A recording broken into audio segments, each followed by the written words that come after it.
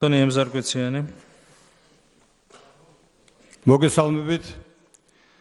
მოკლედ მინდა მომავალთაურობას უსურვო რომ დაიწყოს სამართლიანობის აღდგენა და გამოიძიოს ყველა ის პერიოდი დაწყებული 2006 წლიდან რა უბედურებაც დაგვაწყდა თავს.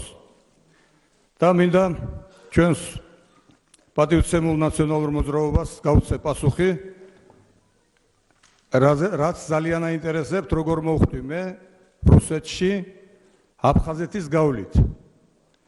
პატივცემულებო, საითაც ნადირივით სარეკი მომიწყვეთ, იქით მოვხვდი მე.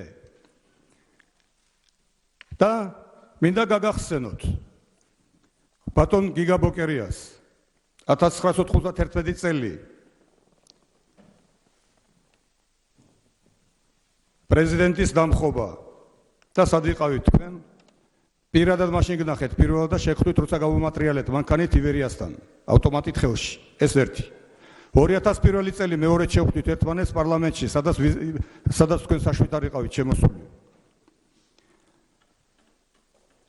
2002 წელი ბატონო გიგა ბოკერიაო.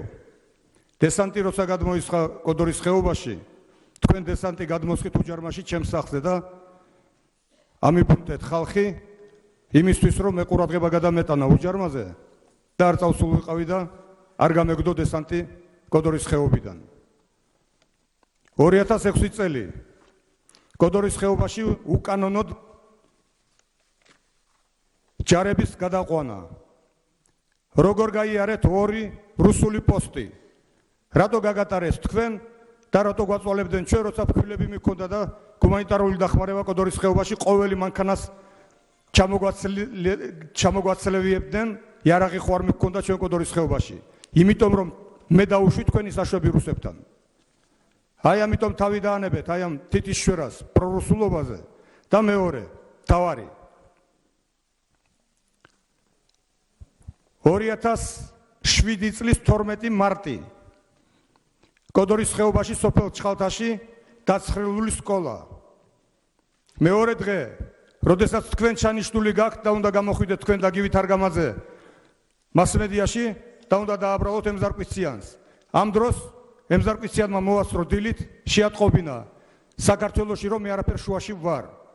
მოდიან ჩემთან რუსეთში და ამის გამო მექნება პრობლემები. რატო დაემთხვა ეს ბატონო გიგა ბოკერია? მათი და თქვენი აზრი ერთმანეთს.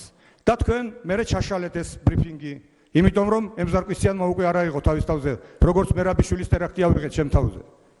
აი ეს არის სულ მთელი ჩემი სათქმელი, რადგან დრო არ ყოფნის და თუ დამიმატებთ დროს, ძალიან ბევრს მოგფხანთ კიდევ გულს, მაგრამ მასმედიით ბევრ რამეს კიდე გაიგებთ. მადლობა ყურადღებისთვის.